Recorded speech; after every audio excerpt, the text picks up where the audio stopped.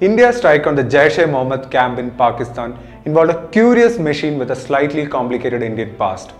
The machine we are talking about was the one that also turned the 99 Kargil conflict decisively in India's favor. We are talking about the French Dassault Mirage 2000. Here in India, we call it the Vajra. Now, what's curious about this machine?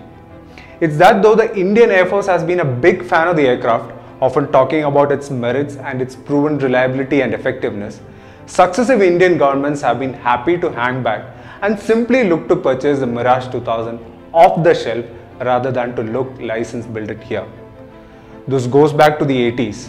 In 1984, the Congress government placed an order for 40 Mirage 2000 aircraft, mainly to counter the US sale of F-16s to Pakistan, along with an option to produce another 110 Mirage by the HAL in India.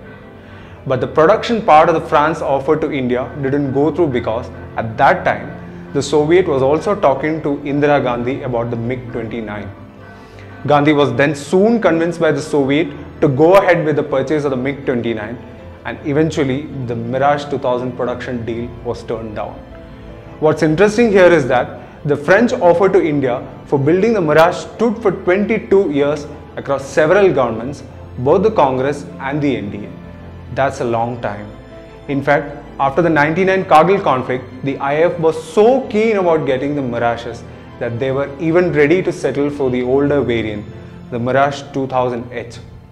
But the IAF had no luck, and the opportunity continued to be squandered up until 2006, after which the French pitched with a new deal in the form of Rafale, of which much noise is made now. Imagine if we had gone with the French offer to get the Mirage built in India.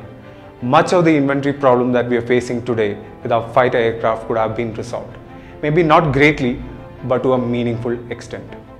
As many senior officers point out, India has a very large variety of fighter aircraft in its inventory today.